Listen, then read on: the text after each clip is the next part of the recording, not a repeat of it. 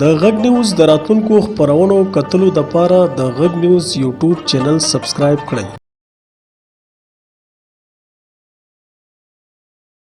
اوس راځو د خوشحال خان خټک پني ژوند د پښتو ژبې خدماتو او د خوشحال خان د شاعرۍ ځانګړتیا له چې دغه موضوع هم وڅېړو. د خوشحال بابا لویه خبره خو دا ده چې هغه د پښتو ژبې د سیالولو هڅه کړې ده. نو د دې خاطر هغه په د موضوع په لحاظ باندې چې څومره د وخت غوښتنه وه هغه ټول موضوعات هغه په خپله شاعرۍ کې رانغښتي دي. مثال هغه غوښته چې پښتانه دې د خپل صحت خیال وساتي، هغه طبنامه لیکي.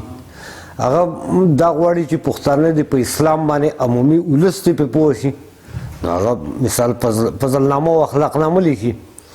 که هغه په دې باندې غواړي چې پښتانه پوه کړي چې کورنۍ معاشرت او دغه څنګه کېږي، نو په دې موضوعات باندې هم هغه بلا لیکل کړي دي.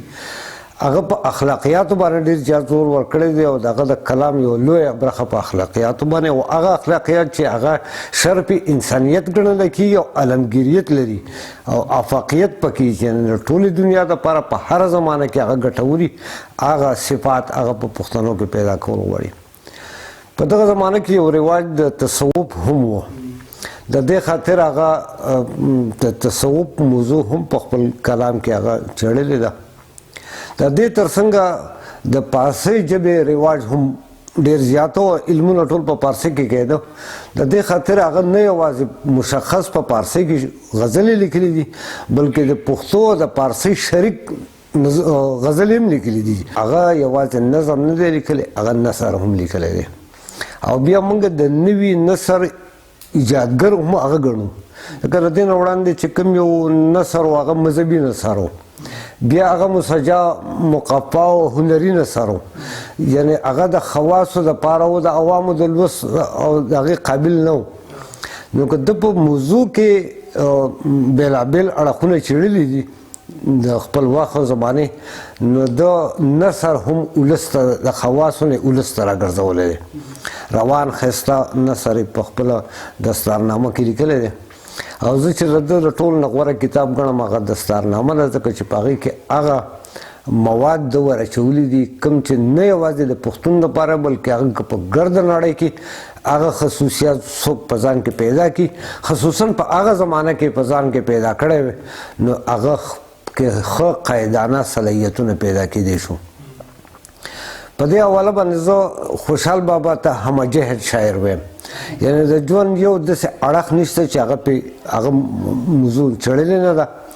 ما تاسو ته یو ساعت مخکې دا خبره وکړه چې هغه په نفسیاتو باندې کار کړی دی، هغه زموږ په تاریخ باندې کار کړی دی، هغه په املا باندې کار کړی دی.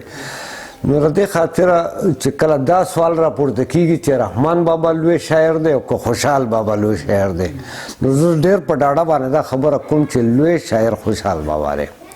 د هغه اړخونه سیوا دي، د هغه موضوعات سیوا دي، د هغه کار سیوا دی، د هغه اصناف سیوا دي، او هغه بیا د معاشرې د هر اړخ نه څېړلې ده او زموږ رهنمایي کړې ده.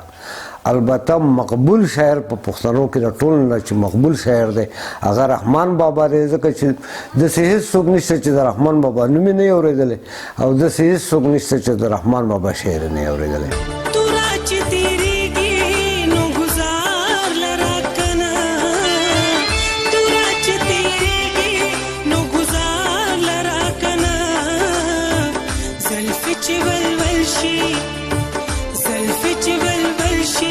نو خپل یار لرا کنه کنه کنه زلفې چې ولول شي نو خپل